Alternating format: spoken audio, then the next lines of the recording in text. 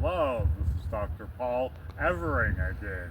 I just wanted to speak about work I do reporting to an affiliate of the United Nations World Communications Department. And I thought I'd run you some videos for you to enjoy, like Mother Language Day, which was started in 1997 in Bangladesh. And it's on February 21st, I believe, or 22nd. And we'll be showing you a video of it. And the other video is from the United Nations Security Council. And I write an annual report for these people. The United Nations tries to bring people from all over the earth together, cooperate. Just like on Star Trek. Thank you for watching. Hello, I'm Dr. Paul Every, and I am about to launch a new organization. I currently have risen to the level of an affiliate of the United Nations World Communications Department. I go throughout my city saying hello to people in about 15 languages, knowing where they come from, and because I've traveled the world, and I have a PhD in psychology, so I try to say hello to everybody in their own language, like Allahu Akbar! And, nice. Which is God is great in Arabic. Right. And Syrian refugees are saying my Arabic accent's becoming pretty good. And I can also say things like Ani Haraka, which is Hebrew for I love you. Hebrew. Nice. I have just recently returned from imprisonment at an Ontario institution where I was not convicted of any crimes, but was shot 7 times on one occasion while I was there. Really, sir? And a second time. And I still don't have any criminal convictions at my age. And I suggest you don't either, because crime doesn't pay. Right. Okay. Hasta la vista. Hasta luego. Thank you, Dr. Evering. Signing out. My mother language is English. Моя мова белорусская. Mijn moederspraak is Eidetics. Ik heb meerdere spraken. Им амарен лезун хайренне. Ես базмалзванием. Моя родная мова белорусская. Я шматмовная. Kang primero kong bibisaaran, Tagaligaw, Bicol. Nagabisara ako ng kadakol na bibisaaran. My mother language is English. I'm multilingual.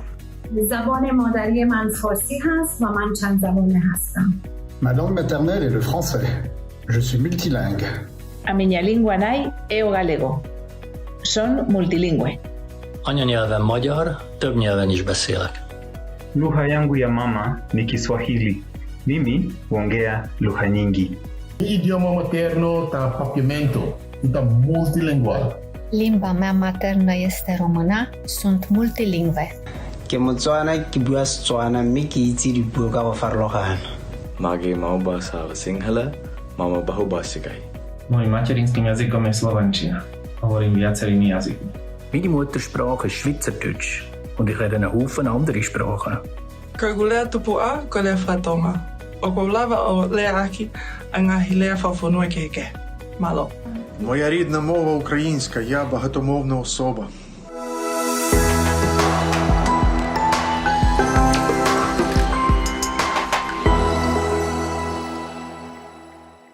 I mean, on a daily basis, we're getting feedback from people saying, thank you so much. You have no idea what this means to me. I have no money at the end of the month other than to pay my rent. I need to feed my child. You're a blessing. The feedback that we get is A, that we're here, B, that they have choice. And that's really important because a lot of people in this situation don't have a lot of choices, and we give them choices. They get to pick the calzone or the pizza tonight that they want. They get to choose on a bite or a little side dish, and they can have hot chocolate or coffee. And all of those are choices that they get to make every single night, and that is really important to them. We will continue to keep it simple so that we can meet our community where they are, and who knows where we'll expand to, or what other offerings we may have. Because we also do the clothing on Thursday nights, which is another piece of the puzzle. They need, especially in the winter, they absolutely need mittens, pants, boots, coats. We see them come and their hands are blue and red because they're so cold and in so much pain. So we offer the clothing on Thursday nights here as well. That's the soup? Yeah, it's a quarter. You like some hot chocolate? Well, I started knowing this place in 2021. I think later on when they opened, I think it was March or April, and I started coming here since then. And it's a great place. The pizza is really good. The hot chocolate, and then they have lemonade, I think, in the summer, which is really good too. And their soups, they're so good. And their calzones are really good too. Honestly, my first choice won't be pizza, not gonna lie. But I come here because they make good pizza. I mean, I do sometimes wish that some restaurants were free, not gonna lie. Like, I'm a big fan of sushi, so if sushi restaurants were free, that would be amazing, you know what I mean? So we're always looking for new ideas from people. So our guests do tell us what they would like to see. I'm not sure about a sushi calzone, but you never know. In terms of what ambitions in the future, I mean, we've just launched the 2 satellite locations in the community, and we're making sure that settles in, and we're getting some good responses there. And I don't know, wherever we're led, we will go. I think some of the obstacles some of the challenges that we're facing are the increase in the numbers, especially post-COVID with the price of food going up so significantly. The number of people that have fallen into that vulnerable sector has increased significantly, and that's hard. Well, the vegetarian meals, the deluxe pizzas, the coffee, they go all out for us poor people. Goodwill goes a long way to creating wealth for everybody. Have you made friends while waiting in line? Well, I've made friends with him there. We've made friends, right? Right? We're friends. You and me.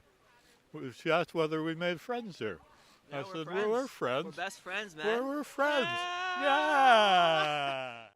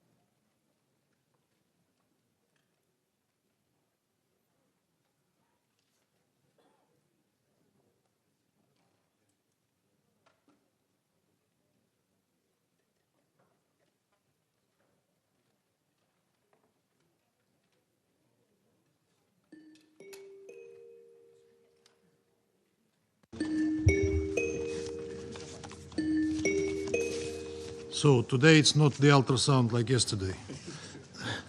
9682 заседание Совета Безопасности объявляется открытым. Предварительная повестка дня данного заседания гласит поддержание международного мира и безопасности. Повестка дня утверждается.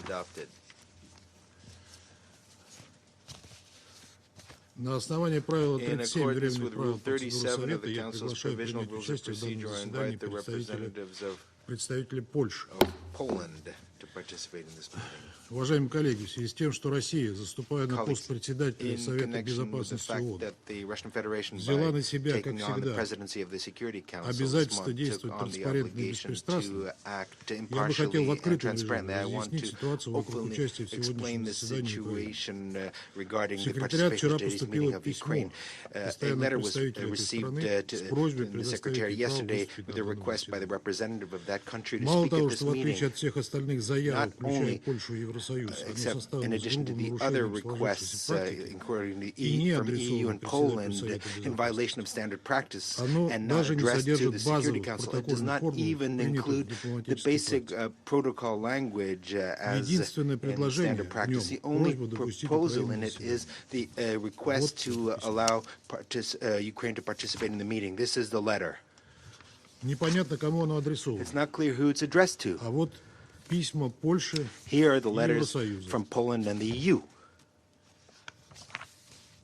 где содержатся все необходимые элементы which contain обращения all к the председателю necessary Совета elements Безопасности, of an address to the President of the Security Мы Council in проинформировали accordance to членов protocol. Совета We informed members of the Council about the request from Ukraine. I want to underscore that we see no problems with allowing Ukraine to take part in the meeting as a country whose interests are affected by the topic. This is in accordance with the rules of procedure. We immediately conveyed the signal that as soon as the Presidency receives a letter in due form with the agreement of the members of the Security Council, it will be accepted. However, the Ukrainian delegation did not send in the proper request. It's clear that they need to show that they stand above the rules of the Security Council, and like other delegations who request under Rule 37, including the European states, they have the right to dictate their own conditions. We, as the Presidency, cannot accept that. The rules are the same for everyone, and that is to ensure the functioning of the Security Council throughout the month. The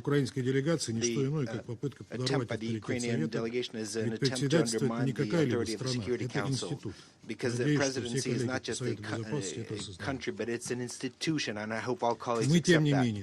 Nevertheless, in the absence of objections, we agree to let Ukraine take part in today's meeting, but only on condition that it was requested by the United States. We intend to satisfy the request of the United States in accordance with the rules. We regret that Ukraine cannot act independently even on such a procedural matter as a meeting of the Security Council. And even in that, it has to be led by its sponsor.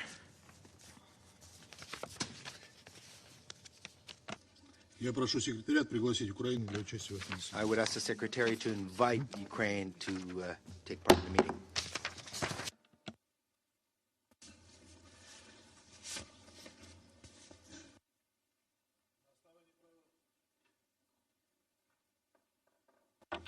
На основании правила 39 Временных правил процедуры Совета я приглашаю принять участие в данном заседании следующих докладчиков. Исполняющие обязанности заместителя генерального секретаря по гуманитарным вопросам и обязанности координатора чрезвычайной помощи госпожу Джойс Суи и кардиохирурга, анестезиолога и активиста господина Владимира Жовна. Решение принимается. На основании правила 39 временных правил процедуры Совета я также приглашаю принять участие в заседании главу делегации Европейского союза по организации Объединенных Наций, его превосходительство господина Ставроса Лумбринидиса. Решение принимается. Совет Безопасности приступает к рассмотрению пункта 2 повестки. Сейчас я предоставляю слово госпоже Джойс Суи.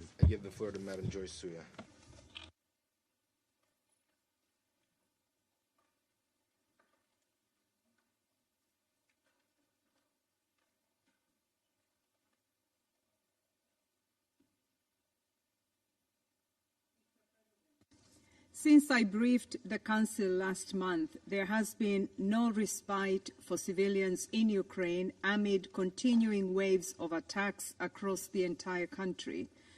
I was particularly shocked by yesterday's deadly missile strikes on Kiev, Kryvyi Rih, Pokrovsk, and Dnipro and other urban centers. These attacks struck key energy infrastructure, as well as 2 of the country's main specialist hospitals for children and women. In Kiev, the intensive care, surgical, and oncology wards of Ukraine's largest children's hospital, Okhmadit, were severely damaged. Its toxicology department, where children receive dialysis, was completely destroyed. First responders attending the scene immediately after the attack found children receiving treatment for cancer in hospital beds, set up in parks and on the street, where medical workers had quickly established triage areas among the chaos, dust, and debris. Reportedly, 27 civilians, including 4 children, were killed, and 117, including 7 children, were injured. The Office for the High Commissioner of Human Rights, OHCHR, are verifying figures while rescue workers, hospital staff, and volunteers continue to clear rubble in search for people trapped under debris. Health officials reported that what remains of the children's hospital is without electricity, preventing the use of ventilators and other urgent care. Our health partners have therefore helped to move child patients to other facilities and have been providing psychosocial support and assisting with other urgent needs. UN human rights staff also witnessed a massive outpouring of solidarity from local residents who rushed to the scene to help remove rubble and provide blankets, water, and food for patients and medical staff.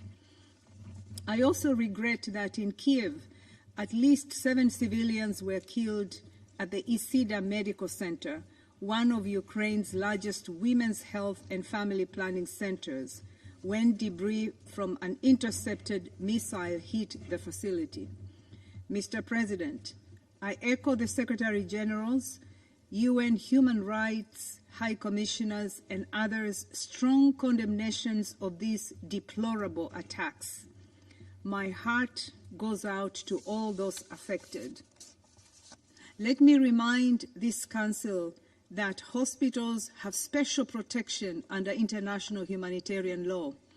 Intentionally directing attacks against a protected hospital is a war crime, and perpetrators must be held to account. Mr. President, these incidents are part of a deeply concerning pattern of systemic attacks harming healthcare and other civilian infrastructure across Ukraine. Attacks have intensified since the spring of 2024. As of 30 June 2024, OHCHR has verified conflict-related violence in Ukraine has claimed the lives of 11,284 civilians and left 22,594 others injured, a total of 33,878 civilian casualties since February 2022. This does not include figures from yesterday's attacks. The World Health Organization has now verified 1,878 attacks affecting healthcare facilities, personnel, transport, supplies, and patients since February 2022. Attacks have also significantly impacted homes, education facilities, office buildings, and public transport. And they have disrupted electricity, gas, water supplies for millions of households.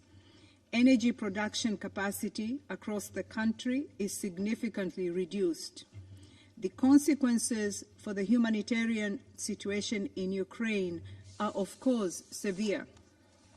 More than 14.6 million people, about 40% of Ukraine's population, require some form of humanitarian assistance. 56% of these people are women and girls. Access to medical care for women and girls, including maternal and reproductive health care, is severely restricted. thousands of children continue to have daily lessons in bunkers 20 feet below the ground. And for everyone, the constant fear caused by this war is having a serious impact on mental health. More than 10 million people urgently need support to cope with the stress, anxiety, and other mental health challenges associated with the conflict. Mr. President, in this context, it is deeply troubling that aid operations are also being impacted by these attacks. Just last week, a strike destroyed an apartment block immediately in front of the United Nations office in Dnipro City, Ukraine's fourth largest city, home to thousands of people fleeing hostilities and a base for a significant number of aid organizations. The attack killed and injured civilians, including aid workers, and destroyed homes. A second attack in Dnipro on the same day also damaged hospitals, schools, and a collective site hosting more than 120 displaced people. It bears repeating, throughout all military operations, constant care must be taken to spare civilians and civilian objects from harm. Mr. President, as we have mentioned in previous Council briefings, humanitarian operations in some areas also lack access to people in need. We remain deeply concerned about the 1.5 million people who are unable to reach in parts of Donetsk, Kherson, Luhansk, and Zaporizhzhia regions occupied by the Russian Federation. Like all others living close to the front line in Ukraine, they undoubtedly require urgent access to healthcare and medicine, food, and clean drinking water. In accordance with international humanitarian law, it is imperative that impartial humanitarian relief can be facilitated for all civilians in need. Mr. President, despite the challenges in the first 4 months of 2024, the UN and its partners, many of them local organizations, still managed to provide life-saving assistance to 4.4 million people across Ukraine. We are grateful to the donors who have so far provided the $887 million in funding that has allowed us to do so. But the reality is that 6 months into the year, this only amounts to 28% of the $3.1 billion required. To sustain operations in an increasingly complex and dangerous environment, we urgently need donors to accelerate funding for the humanitarian response. All the more so as another winter approaches amid no sign of an easing of hostilities or their impact on civilians and civilian infrastructure. To facilitate early procurement and pre-positioning of winter supplies, the UN and its humanitarian partners are launching the Winter Preparedness Plan for 2024-2025, supported by an allocation of $55 million from the Ukraine Humanitarian Fund. But alone, this will not be enough to get Ukrainians through another winter of war. More is urgently needed. Mr. President, members of the Security Council, for more than 2 years now, people across all of Ukraine have shown remarkable fortitude and resilience in unbelievably challenging circumstances. However, yesterday's attacks and their impacts are a reminder of the deplorable human toll of this war, particularly on the most vulnerable members of the society, tragedies we will see again and again as long as this conflict continues and the rules of war are defied. I therefore once again call on this Council and all member states to support all efforts to ensure respect for international law and bring an end to the suffering and destruction. Thank you, Mr. President. Я благодарю госпожу Мсуи за ее брифинг. Сейчас предоставляю слово господину Владимиру Жовниру.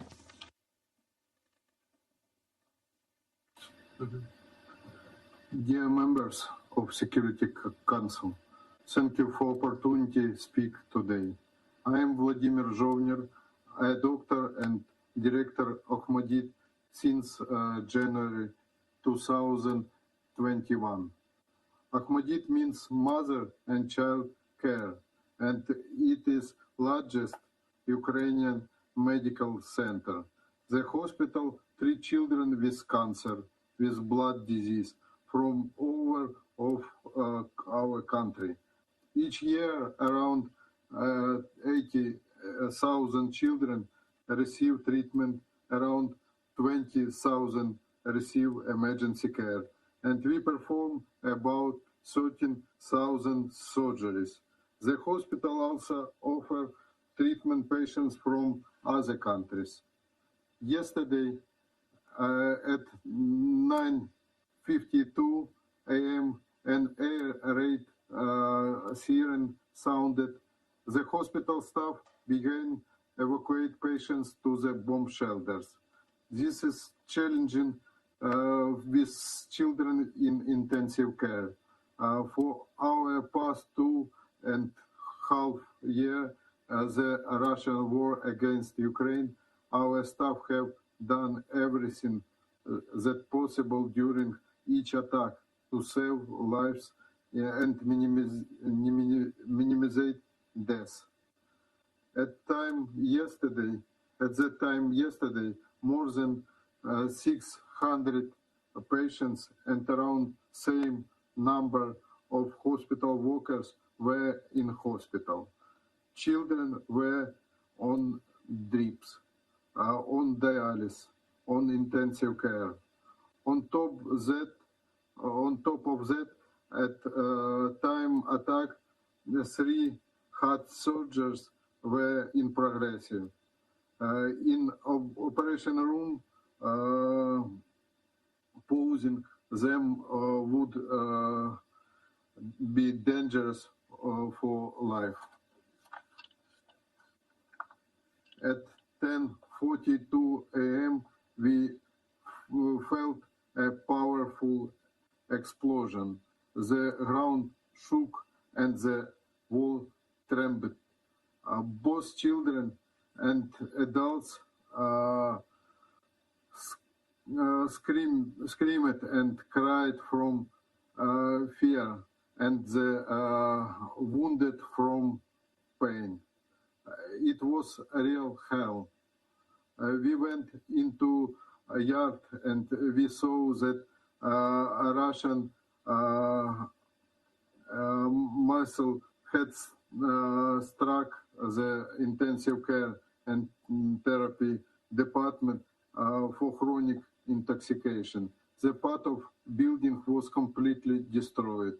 The floor collapsed, and we could hear people crying out from help from beneath the rubble.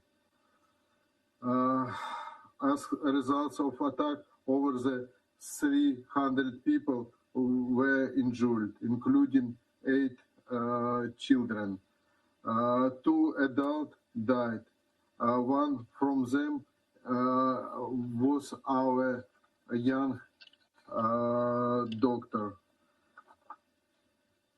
The primary goal of evacuate patients who rely the life support system. We evacuate more than 600 patients, more than 100 transferred to other hospital. Evacuation continue. Our medical staff have also been taken to the hospital to provide medical care to these children. Hospital toxicology building and traumatology department have been completely destroyed. A part of a country's only oncology laboratory was destroyed.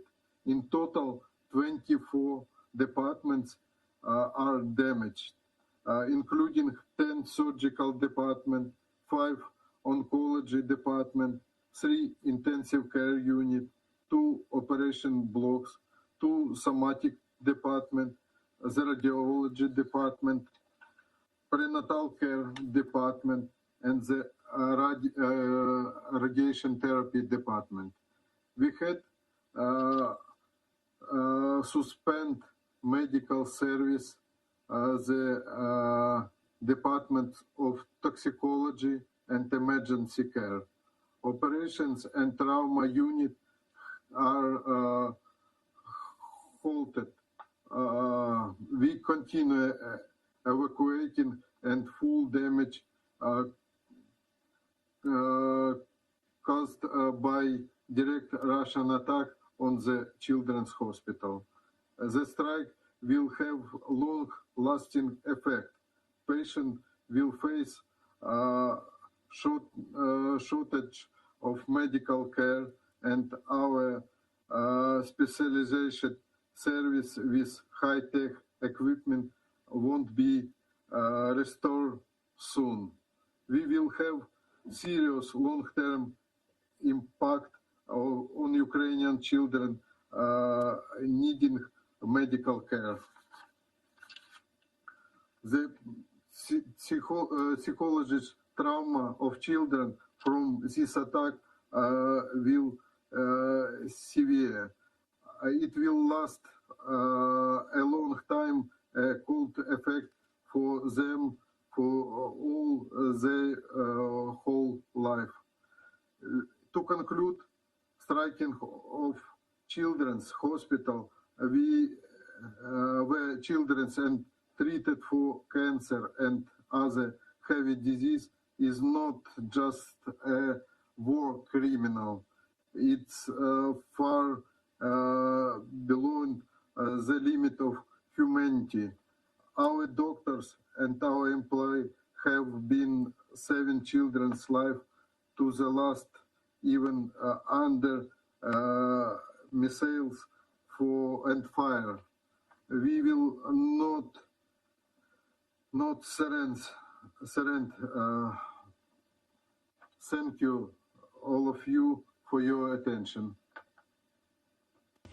Я благодарю господина Владимира Жовнина за его сообщение. Сейчас предоставляю слово членам Совета, желающим выступить с заявлением. Я предоставляю слово Франции. Monsieur le Président, Mr. President, je remercie Madame Souya et Monsieur Zovnir pour leurs interventions. Le lundi 8 juillet, la Russie a procédé à des frappes massives contre de nombreuses cibles civiles en Ukraine. Ces missiles ont touché l'hôpital pour enfants Okmaïditz, où les enfants sont traités pour des pathologies lourdes, y compris des cancers. Une autre frappe, quelques heures après, a touché un centre médical à Kiev. Selon un bilan encore provisoire, ces attaques ont tué au moins 37 personnes. Une fois de plus, la Russie est délibérément ciblée des quartiers résidentiels et des infrastructures de santé. La France condamne ces violations flagrantes du droit international qui s'ajoutent à la longue liste des crimes de guerre dont la Russie devra rendre compte. Comme elle le fait depuis près de 2 ans, avec des frappes massives contre les infrastructures énergétiques du pays, elle cible les objectifs civils et cherche à saper la résilience du peuple ukrainien. La France réaffirme son soutien aux travaux menés par les Nations Unies et d'autres organisations justifiées cette année encore l'inscription de la Russie sur la liste d'infamie du rapport annuel sur les enfants dans les conflits armés. Ces faits viennent confirmer une nouvelle fois que notre soutien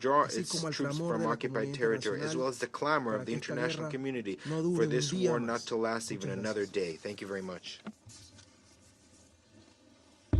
Я благодарю Эквадор I thank за их Ecuador заявление и сейчас for their предоставляю statement, and I слово now give the Швейцарии. floor to Switzerland. Merci, Monsieur le Président. Thank Je you, Mr. voudrais aussi President. I would remercier also la like to secrétaire thank générale adjointe aux Undersecretary affaires General for humanitaires ad Humanitarian interim, Affairs ad Joyce interim, Msuya, Joyce Msuya, ainsi que le docteur as well as Zovnir Dr. pour Jovnir leurs for interventions. their Je statements. salue également la I also participation welcome des the collègues de participation l'Ukraine, de of l'Union colleagues from européenne Ukraine, the et de la EU, Pologne. and Poland.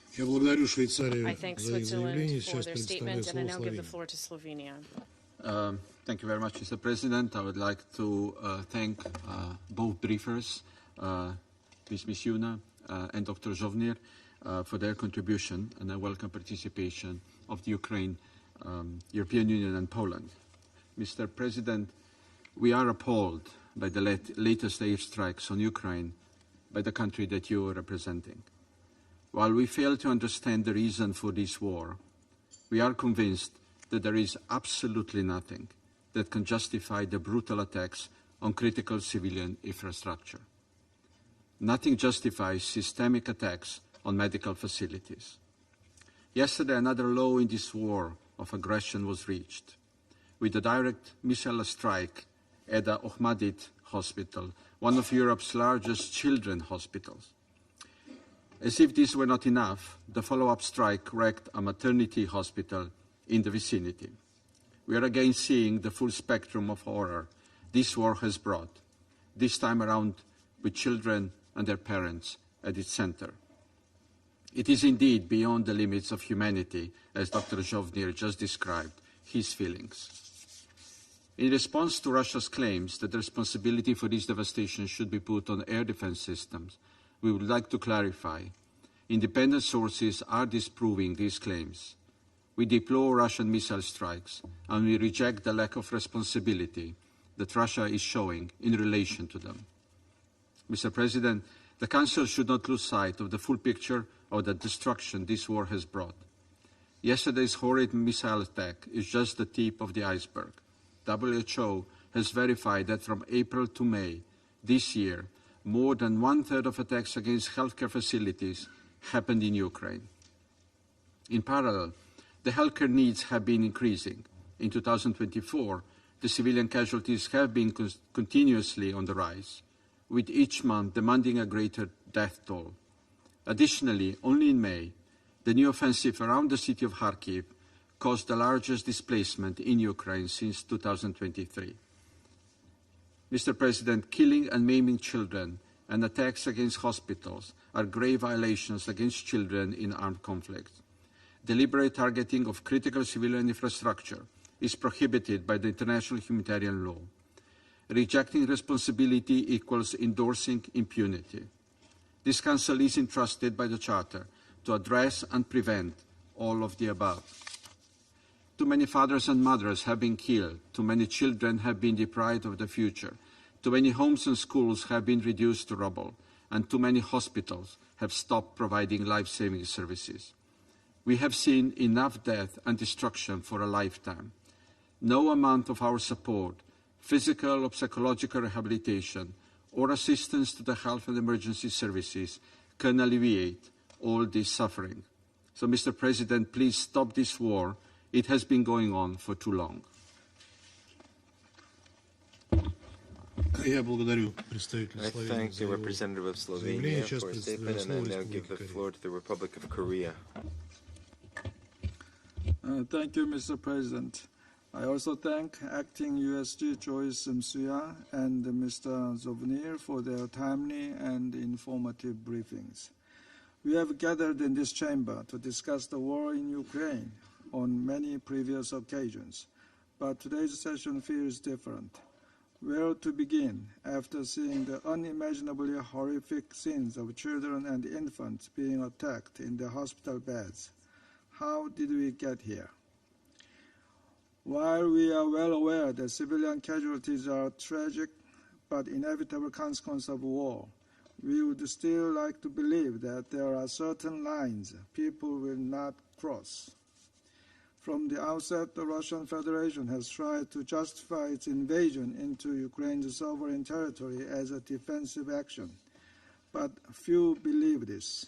Its repeated, deliberate attacks against civilians and civilian infrastructure throughout the conflict are indefensible. This latest offensive by Russia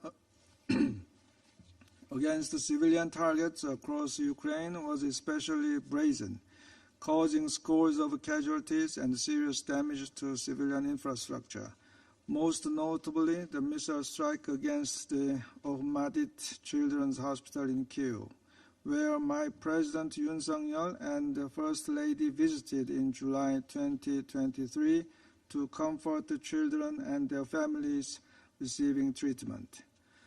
This is a new law.